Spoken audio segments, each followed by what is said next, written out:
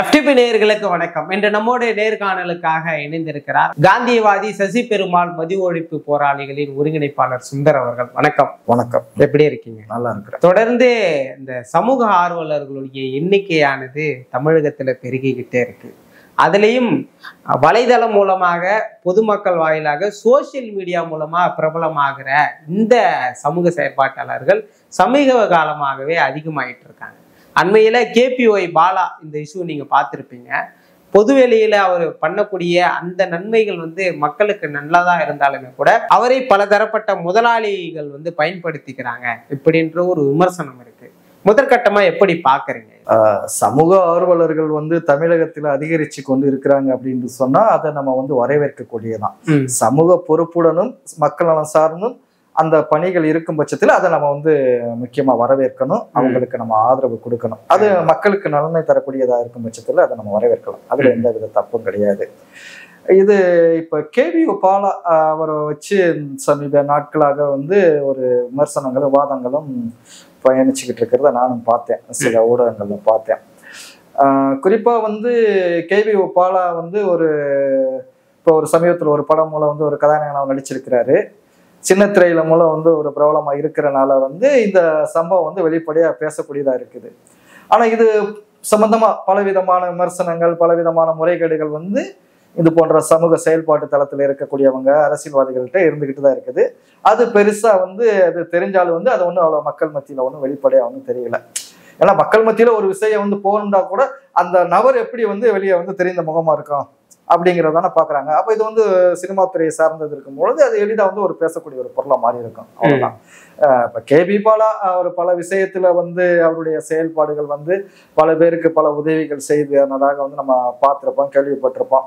அப்படி இருக்கும் பட்சத்துல சரி ஏதோ ஒரு சமூக மக்களுக்கு, ஒரு கூட்டத்துக்கு, ஒரு சாமானியர்களுக்கு ஒரு நன்மை கிடைக்கும் பட்சத்தால் அது கிடைச்சிட்டு போகட்டும். அதுல நமக்கு எந்த வித இதுவும் கிடையாது. அது அவரை பல பேர் அவர் விளம்பரத்துக்காக பண்றாங்க. அதை சுத்தி பல முனைகளையும் கேமராவை வச்சு வீடியோ வச்சுதான் அதை ஒரு ஸ்கிரிப்டோட தான் அவங்க பண்ணிக்கிட்டு இருக்கிறாங்க அப்படின்னு சொல்லிட்டுலாம் பல அவரை பற்றிய விமர்சனங்களா இங்க வெளிப்படுத்துறாங்க. சரி, ஒரு பக்கம் அவர் இதன் மூலம் இவருக்கு ஏதாவது ஒரு விதத்துல அதை தன்னை ஆதாயத்தை தேடிக்கிறதுக்கு ஒரு சூழல் இருந்தா கூட, அடுத்த கட்டத்துக்கு தன்னை வளர்த்துக் கொள்வதற்கு அதை பயன்படுத்திக்கிட்டாலும் கூட ஒரு சார்ந்த மக்களுக்கு இதன் மூலம் ஏதாவது ஒரு கல்விக்கோ ஒரு மருத்துவத்துக்கோ ஏதோ அந்த மக்களுக்கு தேவையான ஒரு உதவிகள் கிடைக்கும் பட்சத்துல அப்படியாவது அந்த மக்களுக்கு கிடைக்குது அப்படின்னு நினைச்சு நம்ம ஒரு திருப்தி பட்டுக்கலாம், ஆறுதல் பட்டுக்கலாம். ஆனா இதுல இன்னொரு விஷயத்த நம்ம ரொம்ப பார்க்க வேண்டியது இருக்குது. அதாவது இந்த மக்களுக்கு சேவை செய்யுங்கிறோம் அப்படிங்கிற பேர்ல எந்தெந்த விதத்துல என்னென்ன மாதிரியான முறைகேடுகள் நடக்குது, எந்தெந்த விதத்துல இந்த மக்கள் பலியாக்கப்படுறாங்க, இதனால எந்தெந்த விதத்துல நமக்கு பலவித பேரழிவுகளும் ஆபத்துகளும் வர காரணமா இருக்குது அப்படிங்கறத நம்ம பார்க்க வேண்டியது இருக்குது. இப்ப KPY பாலா இருக்கிறார் பாத்தீங்களா, அவர் மீது அவர் வைக்கப்பட்டு இருக்கக்கூடிய ஒரு புகார்ல அந்த மருத்துவ சேவைக்காக ஆம்புலன்ஸ் வழங்கி இருக்கிறார். அந்த ஆம்புலன்ஸ் காலாவதியாகப்பட்டது ஒரு 30 ஆண்டுகள், அதாவது 15 ஆண்டுகளுக்கு மேல ஆயிட்டாவே அந்த ஆம்புலன்ஸ் எல்லாம் பயன்படுத்தக்கூடாது அப்படின்னு சொல்றாங்க சட்டப்படி. அப்படி இருக்கும் பட்சத்துல இது 30 ஆண்டுகளுக்கு பயன்பாடு இல்லாம அது ஸ்கிராப்ல உள்ள அந்த வாகனத்தை அவங்க எடுத்து அது மூலம் சில இன்சூரன்ஸ், சில இன்சூரன்ஸ் போட்டது, அந்த FCI போட்டதுல எல்லாம் பலவித முறைகேடுகள் இருக்குது. அது மூலம் பெயிண்டிங் எல்லாம் அடிச்சு இதை அவங்க கொடுத்துருக்குறாங்க. இதை அவங்களுடைய அந்த ஒரு எப்படின்னு சொன்னா ஒரு விளம்பரத்துக்காக, அவங்களுடைய ஆதாயத்துக்காக இப்படி பண்ணியிருக்கிறாங்க. ஒருவேளை இது மூலம் ஏதாவது ஒரு பெரிய விபத்து இது ஏற்பட்டிருந்தால் இது மனித உயிர்களுக்கு, மக்களுக்கு என்ன ஆகிறது, இதுல போய் விளையாடலாமா அப்படிங்கிற ஒரு கேள்விதான் இங்க பொதுத்தளத்துல அவங்க தொடுக்கிறாங்க. இதை நம்ம உண்மையில இது ரொம்ப ஆழமா இதை நம்ம பார்க்க வேண்டியது இருக்குது. ஏன்னா நீங்க எந்தெந்த விதத்துல செஞ்சாலும் மனித உயிர்களோட விளையாடக்கூடாது, மனித உயிர்களோட விளையாடக்கூடாது, ஆபத்தை ஏற்படுத்தக்கூடாது. அதுதான் நீங்க ஏதோ இந்த மக்களுக்கு ஏதாவது விதத்துல நீங்க உதவி செய்யறோம் அப்படின்னு சொன்னா அந்த உதவிகள் எந்தெந்த விதத்துல செய்யணும் அப்படிங்கிற ஒண்ணு இது இருக்குது.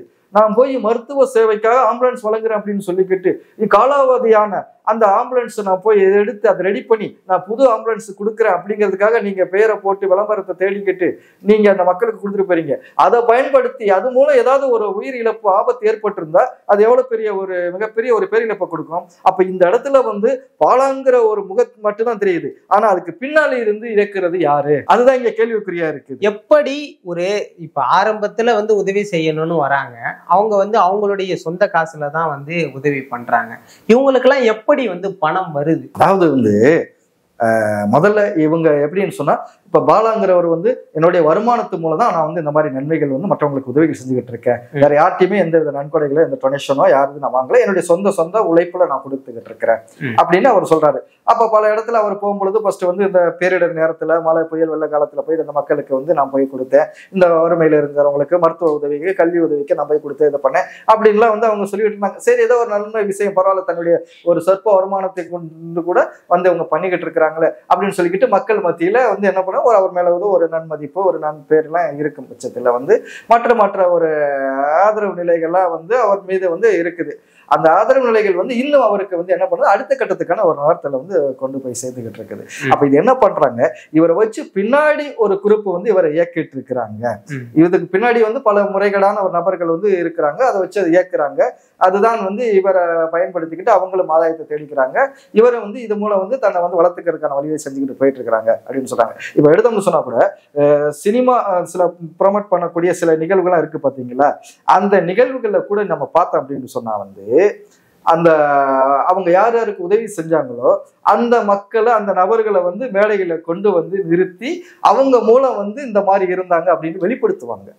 அப்ப அதெல்லாம் வந்து எப்படின்னு சொன்னா ஒரு சென்டிமெண்ட்டை வந்து அவங்க தொடர மாதிரி தானே இருக்கும். இங்க பாருங்க, இந்த மாதிரி நீ என்ன பண்ற, அது எதுக்கு ப்ரொமோட் பண்றீங்க, உங்களுடைய சினிமா காட்சிக்கு தானே ப்ரொமோட் பண்றீங்க, ஒண்ணு விருது நிகழ்வா இருக்கும், இல்ல வந்து உங்களுடைய சினிமா வந்து ப்ரொமோட் பண்றதா இருக்கும்.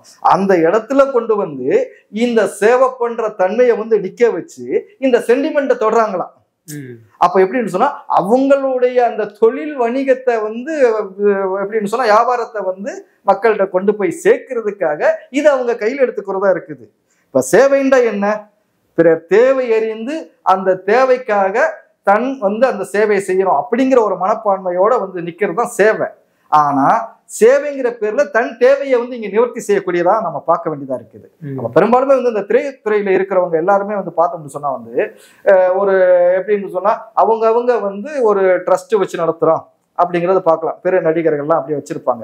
அப்ப அந்த ட்ரஸ்ட் வச்சு நடத்துறதுக்கான காரணம் என்ன அப்படின்னு சொன்னா, அது மூலம் நாங்க வந்து கல்வி உதவி செய்யறோம், இல்ல விவசாயத்துக்கு ஒரு விதத்துல உதவி செஞ்சுக்கிட்டு இருக்கிறோம், மருத்துவத்துக்கு உதவி செய்யறோம் அப்படின்னு சொல்லிக்கிட்டு அவங்க இது பண்ணுவாங்க. அப்ப அதுல எப்படின்னு சொன்னா அது மூலம் சில வருமான வரிகளை வந்து அவங்க வந்து கட்டுறதுக்கான விதத்துல, ஏன்னா இப்ப சேவைன்னு சொல்லும் பொழுது சில வருமான வரி விலக்கு இருக்கு பாத்தீங்களா, அது மூலம் அவர்கள் இது பண்ணிக்கிறாங்க. இப்ப இங்க வந்து 100 ரூபாய் செலவு காமிச்சு அப்படின்னு சொல்லிக்கிட்டு இதுல அவங்க ஒரு கணக்கு காமிச்சு அவங்களுடைய வருமான வரி விலக்குல கூட எவ்வளவு முறைகேடுகளை அவங்க செய்யறதுக்கு இருக்குது. இன்று கூட எடுத்துக்கணும்னு சொன்னா எவ்வளவு பெரிய நட்சத்திரமான நடிகர்கள் இருந்தாலும் வந்து அவர்களுடைய சம்பளம் வந்து முழுமையா எவ்வளவு சம்பளம் வாங்குறோம் அந்த சம்பளத்துக்கு கேட்டு நான் வரியை நான் வந்து கட்டுறேன் அப்படிங்கிறது வெளிப்படையா யாருமே வந்து இதுவரை பேசல. அவங்க வாங்குற சம்பளம் ஒண்ணு இருக்கும், அவங்க செலுத்துற வரி ஒண்ணு இருக்கும், அங்க கணக்கு காமிக்கிறது ஒண்ணு இருக்கும். அப்ப இதுக்கு இங்க வந்து நாங்க மக்களுக்கு சேவை செய்யறோம் அப்படிங்கிற பேர்ல ஒரு ட்ரஸ்ட்டை ஒண்ணு ஆரம்பிச்சுக்கிட்டு அந்த ட்ரஸ்ட் மூலம் வந்து சில பிள்ளைகளுக்கு கல்விக்கு உதவி செய்யறோம், மருத்துவத்துக்கு உதவி செய்யறோம் அப்படிங்கறத வந்து வெளியில தன்னுடைய நன்மதிப்பையும் தன்னுடைய பேருக்கு வந்து ஒரு புகழையும் அவங்க தேடிக்கிட்டு இது வந்து ஒரு புகழ் ஒரு கருப்பு பணத்தை வந்து மாற்றி வைக்கிறதுக்காகவும் அவர்களை வந்து மக்கள் மத்தியில தன்னுடைய ஒரு நல்ல ஒரு சிறந்த ஒரு மக்களுடைய அக்கறையாளர் அப்படின்னு காமிச்சுக்கிறதுக்காக அடுத்த கட்டத்துக்கான அவர்கள் இது மூலம் ஒரு அரசியலுடைய நகர்த்தலுக்காகவும் அப்படி பயன்படுத்திக்கிறாங்க. அப்படிதான் பார்க்க வேண்டியது இருக்குது. அது மட்டும் இல்லாம பெருநிறுவனங்கள் இருக்கு பாத்தீங்களா, அந்த பெருநிறுவனங்கள் வந்து ஒரு வருமானத்தை தன்னுடைய டேர்ன் அவுட்ல வந்து ஒரு 500 கோடிக்கு அப்படி காமிக்கக்கூடிய ஒரு பெருநிறுவனங்கள் வந்து இவ்வளவு சதவீதத்துக்கு வந்து சோசியல் ரெஸ்பான்சிபிலிட்டி அப்படின்னு ஒண்ணு இருக்குது பாத்தீங்களா, சிஎஸ்ஆர் ஃபண்ட் அப்படின்னு சொல்றதுக்காக பாத்தீங்களா, அதன் மூலம் என்ன பண்றாங்க, சமூக சேவைக்கான ஒரு பணத்தை வந்து ஒதுக்குறாங்க. அப்ப அவன் வந்து இவ்வளவு கோடிகளை வந்து ஒதுக்கும் பட்சத்துல அந்த பணத்தை வந்து எப்படி இது பண்ணுவாங்க, பல தரப்பட்ட இருக்கக்கூடிய சேவை செய்யக்கூடிய சின்ன சின்ன ட்ரஸ்ட்டுகள் இருப்பாங்க, இல்ல சேவை செய்யக்கூடிய சில என்ஜிஓக்கள் இந்த மாதிரி இருப்பாங்க. அவங்களுக்கு வந்து இந்த நிதிகளை வந்து கொடுத்து அது மூலம் வந்து இந்த மக்களுக்கு வந்து போய் வந்து சேவை செய்யறதுக்கான ஒரு தொடர்பை ஏற்படுத்துவாங்க. ஆனால் அதுக்கு இடையில வந்து ஒரு மீடியேட்டர் இருப்பாங்க. ஒரு ஏஜென்ட் இருப்பாங்க. அந்த ஏஜென்ட் வந்து அந்த பெருநிறுவனங்கள்ட்ட இருந்து இது ஒரு சில இவர்கள் சார்ந்து இருக்கக்கூடிய ஒரு சில நபர்களை வந்து ட்ரஸ்ட் வச்சு நடத்துறவங்க, இந்த மாதிரி நபர்களை தொடர்பு கொண்டு இந்த மாதிரி உனக்கு இந்த முதலீடு நான் வந்து உனக்கு வாங்கி தரேன், நீ எனக்கு இப்படி மாத்தி எனக்கு இவ்வளவு கொடுத்துரு, நீ இது பண்ணு, இப்படிங்கிற ஒரு முறைகேடுகளா நடந்துகிட்டு இருக்குது. அப்ப இந்த முறைகேடுகள் வந்து நடக்கும்போது என்ன ஆக மொத்தத்துல அரசாங்கத்துக்கு சரியா சேர வேண்டிய அந்த வருமான வரி தாக்கல் அவங்க சரிவர செய்யறது இல்லை. சரி, இந்த பக்கம் மக்களுக்காவது செய்ய வேண்டிய அந்த சேவைக்கு அந்த நிதி ஒதுக்கப்படுறாங்க பாத்தீங்களா, அந்த பணமும் முழுமையா போய் கிடைக்க போறது கிடையாது. அப்ப இதுவும் ஒரு பெரும் வந்து ஒரு முறைகேடா தான் பார்க்க வேண்டியதா இருக்குது. நிச்சயமா பெரும் முறைகேடா தான் பார்க்க வேண்டியது இருக்கு. அப்ப இவங்க எப்படின்னு சொன்னா இந்த மாதிரி ஆள்களை இவங்க வந்து ஒரு சமூகத்துல வந்து ஒரு சில ஆள்களை பார்ப்பாங்க. எப்படின்னு சொன்னா இப்ப அவங்க வந்து இந்த மக்கள் மத்தியில வந்து எப்படி வந்து அவங்க தொடர்புல இருக்கிறாங்க, என்ன மாதிரி வந்து பரிச்சயமா இருக்கிறாங்க, அப்ப அவங்கள வந்து பயன்படுத்திக்கிறது, அவங்கள பயன்படுத்திக்கிட்டு அந்த மக்கள் மத்தியில வந்து அவங்கள ப்ரோமோட் பண்ணி வளர்த்து விட்டுறது. இது மூலம் வந்து இவங்களை வந்து இவங்களுக்கு ஏற்ற மாதிரி அவங்கள வளர்த்து விட்டு அந்த சேவை செய்யறேன் இந்த சேவை செய்யறேன் அப்படின்னு சொல்லி ப்ரோமோட் பண்ணி விட்டுக்கிட்டு பல முறைகேடான பணங்களை வந்து பல விதத்திலும் வந்து கைமாற்று செய்வதற்கு பலவித இவங்க முதலீடு இருக்கிற அந்த முதலீடை வந்து ஒரு விதத்துல வந்து அதை வந்து நல்ல ஒரு வணிகத்தை பெருக்கி கொள்வதற்கு விதத்திலையும் இதை அவங்க பயன்படுத்திக்கிட்டு இருக்கிறாங்க. அப்ப இதெல்லாம் வந்து ரொம்ப பாதிப்புக்குள்ளாகிறது என்ன அப்படின்னு சொன்னா இங்க அப்பாவி மக்கள் தான். அப்பாவி மக்கள் தான் இதுக்கான ஒரு பாதிப்புக்குள்ளாகிட்டு இருக்கிறாங்க. அவங்க மத்தியில வந்து ஒரு சென்டிமெண்ட்டை உருவாக்கிக்கிறது, அவங்களுடைய வறுமைகளையும் அவருடைய இயலாமையும் அவருடைய கஷ்டத்தையும் வந்து இவர்கள் வெளியே கொண்டு வந்து அதன் மூலம் அவர்களுக்கு சேவை செய்யறோம் அப்படிங்கிற மாதிரி வந்து காமிக்கிறது. இன்னொன்னு சொல்ல போனா சில ஸ்கிரிப்ட் சில நடிப்பு தன்மையோட கூட அவங்க பண்றதாகலாம் நம்ம பார்க்க வேண்டியதா இருக்குது. அதுவும் நடந்துகிட்டு இருக்குது. அப்ப இது மூலம் வந்து எப்படின்னு சொன்னா அதுக்குள்ள அவங்க வந்து அந்த விளம்பரப்படுத்தக்கூடிய ஒரு சில நிறுவனங்கள் வந்து அவங்க அதன் மூலம் வந்து அந்த நபர்கள் மூலம் வந்து பண்ணக்கூடியதை வந்து இந்த சோசியல் மீடியாக்கள் நீங்க சொன்னீங்க பாத்தீங்களா, அது மூலம் பகிரப்படுது. இது வந்து ஒரு பெரிய ஒரு நெட்வொர்க்கே இருக்குது. அப்ப அந்த நெட்வொர்க்ல வந்து ஒரு பெரிய ஐடி விங் மூலம் என்ன பண்றாங்க, மிகப்பெரிய வந்து ஒரு விஷயத்தை வந்து அவங்க வந்து ரொம்ப ஹைடெக்கா வந்து பரவி விடும் பொழுது அதுக்குள்ள இவங்க ஊடுருவாங்க ஏதாவது வந்து விளம்பரங்கள் மூலம். அந்த விளம்பரங்கள் மூலம் இவங்க எல்லாம் சம்பாதிக்கிறதுக்கான வாய்ப்புகள் இருக்குதுங்கல்ல. அப்ப அந்த விளம்பரங்கள் மூலம் வந்து இவங்க ஒரு கிட்டத்தட்ட வந்து இப்ப நம்ம தமிழ்நாட்டிலே வந்து ஒரு 8 கோடி மக்கள் இருக்கிறாங்க. அந்த 8 கோடி மக்கள் மத்தியில வந்து ஒரு 1 கோடி மக்கள்கிட்ட வந்து இதனுடைய தாக்கத்தை கொண்டு போய் சேர்த்துட்டோம்னு சொன்னா அது அவங்களுக்கு ஒரு மறைமுகமான வந்து ஒரு வருமானத்தை அவங்க எடுக்கிறாங்கல்ல. இவங்க செய்ய போறது ஒரு 10 பேருக்கு 20 பேருக்கு, ஆனால் மறைமுகமாக அவங்க எப்படி மக்களுடைய அந்த ஒரு பொருளை வந்து அவங்க கொண்டு போய் சேர்க்கிறாங்க ஒரு விளம்பரத்தின் மூலம், அதன் மூலம் அந்த வருமானத்தை அவங்க எப்படி வந்து எடுக்கிறாங்க அப்படிங்கிறத நம்ம பார்க்க வேண்டியது இருக்குது.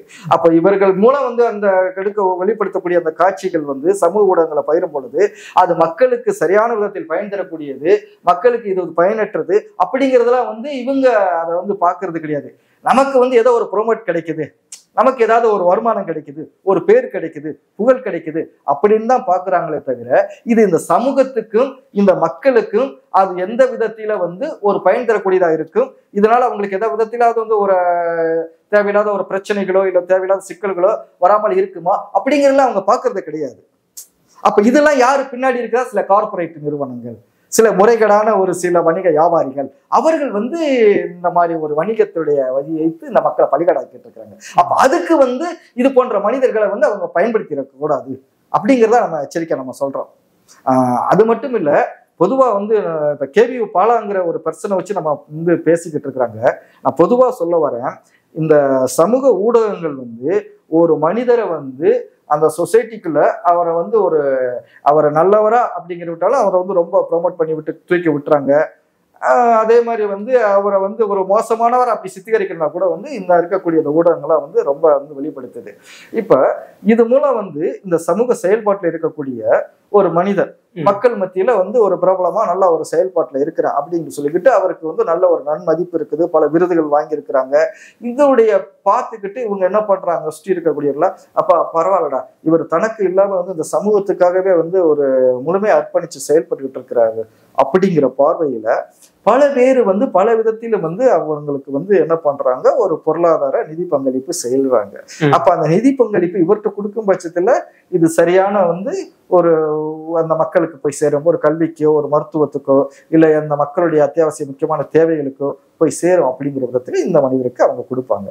ஆனா இந்த மனிதருக்கு பின்னால் ஒரு எப்படின்னா அவருடைய மறுபக்கம்னு ஒண்ணு இருக்கு பாத்தீங்களா, அப்ப அவருடைய மறுபக்கத்தை பார்த்தா ஒரு மோசமான ஒரு நடத்தையா இருக்குது. எப்படின்னு சொன்னா இந்த சாமானிய பிள்ளைகள், இந்த ஏழை எளிய பிள்ளைகள்லாம் இருக்கிறாங்க பாத்தீங்களா, இந்த ஏழை பிள்ளைகள், ஏழை இந்த பெண்கள் இவங்கெல்லாம் இருக்கிறாங்க பாத்தீங்களா, அவங்களுடைய வறுமையை வந்து, அவங்களுடைய தேவைகளை வந்து அவங்க பயன்படுத்தி கொண்டு அவர்களுடைய சிறு சிறு தேவைகளை நம்ம கொடுக்குறோம் அப்படிங்கிற விதத்துல கொடுத்து அவங்கள வந்து ஒரு பலவிதமான ஒரு எப்படி சொன்னாலும் ஒரு பாலியல் ரீதியாவே வந்து அந்த பல பெண்களையும் பல பிள்ளைகளையும் வந்து அவங்க வந்து முறைகேடா பயன்படுத்துறாங்க.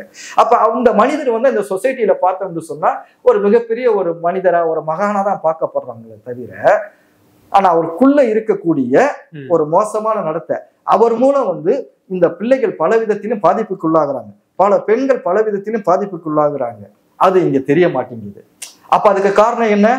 இந்த ஊடகங்கள் வந்து இந்த மனிதரை ஆக ஓவா அப்படின்னு சொல்லிக்கிட்டு புகழ்ந்து ஒரு பெரிய ஒரு இடத்துல அவர் தூக்கி வச்சுட்டீங்க, பல விருதுகளை வாங்கிட்டாங்க. அப்ப இந்த சமூகத்துல அவர் மிகப்பெரிய ஒரு மாமனிதரா பாக்குறாங்க, ஒரு புனிதரா பார்க்கப்படுறாங்க. ஆனா உள்ளுக்குள்ள பார்த்தோம்னு சொன்னா இந்த சமூகத்தினுடைய மிகப்பெரிய சீரழிவுக்கும் பேரழிவுக்கும் காரணமா இருக்கிறாங்க. அப்போ ஒரு மனிதரை வந்து இந்த சமூகத்துல வெளிப்படுத்தும் பொழுது அவருடைய செயல் என்ன, அவருடைய வெளிப்பாடு என்ன அப்படிங்கிறத வந்து தெளிவா வந்து நம்ம வந்து வெளிப்படுத்த வேண்டியது இருக்குது.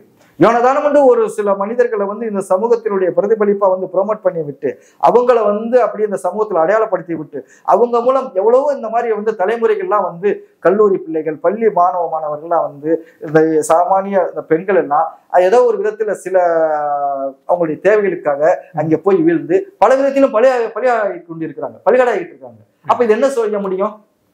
அப்ப இதெல்லாம் தெரிஞ்சு இருந்து கூட பல பெரு நிறுவனங்கள் இந்த மனிதர் இப்படிதான் தெரிஞ்சிருந்து கூட அதை கண்டுக்கிறது கிடையாது. அவருடைய அந்த புகழ், அவருடைய புகழ், அவருடைய பேரை வச்சுக்கிட்டு இவங்களுடைய அந்த தொழிலையோ இவங்களுடைய நிறுவன நிகழ்வுகளையோ அவர்களை வைத்து இவர்கள் வந்து விளம்பரப்படுத்துறதுக்கு, அந்த நிகழ்ச்சி மூலம் இவர்கள் அடையாளப்படுத்துறதுக்கு அப்படி பயன்படுத்திக்கிட்டு இருக்கிறாங்க. அப்ப இதெல்லாம் சமூகத்துக்கு ஒரு மிகப்பெரிய ஒரு குற்றம் தானே. நிச்சயமா நிச்சயமா இதெல்லாம் ஏற்றுக்கொள்ள முடியாதுங்கல்லவா? அப்ப இது போன்ற சம்பவங்களை வந்து நம்ம தடுக்கப்பட வேண்டும். சமூகத்துல ஆங்காங்க அவங்க வந்து சமூக செயல்பாட்டு, சமூக ஆர்வலர் நாங்க செய்கிறோம் அப்படிங்கிற பேருல வந்து இந்த மக்களை எந்தெந்த விதத்துல சுரண்ட முடியும், எந்தெந்த விதத்துல ஏமாற்ற முடியும் அப்படிங்கிற ஒரு முறைகேடுகள் தான் நடந்துகிட்டு இருக்குது. நியாயமான செயல்பாடுகளையோ நியாயமான அந்த மக்களுடைய சேவைகளையோ தான் நாம வந்து இந்த மக்களுக்கும் நம்ம வெளிப்படுத்தணும். அது போன்ற செய்யக்கூடிய அந்த மனிதர்களை வந்து நாம வந்து இந்த மக்களுக்கு வந்து நம்ம வந்து அடையாளப்படுத்தணும். அதை வந்து ஊடக பொறுப்பு இருக்குது. அந்த ஊடகம் வந்து சரியான மனிதர்களையும் சரியான அந்த செயல்பாடுகளையும் வெளிப்படுத்தும் பட்சத்துல இது போன்ற அந்த முறைகேடான ஒரு செயல்பாடுகளையோ இந்த முறைகேடான அந்த மனிதர்களையோ நாம வந்து வெளியே தலையெடுக்க விடாமல் தடுக்க வருவதற்கான ஒரு வாய்ப்புகள்லாம் இருக்கும். நிச்சயமாக தற்காலத்துல சமூக செயற்பாட்டாளர்கள், தொண்டாளர்கள்னு சொல்லிட்டு இருக்கவங்களுடைய முகத்திரையெல்லாம் மிக தெளிவா சொன்னீங்க. நம்ம மேலும் ஒரு காணொலியில சந்திக்கலாம். நன்றி.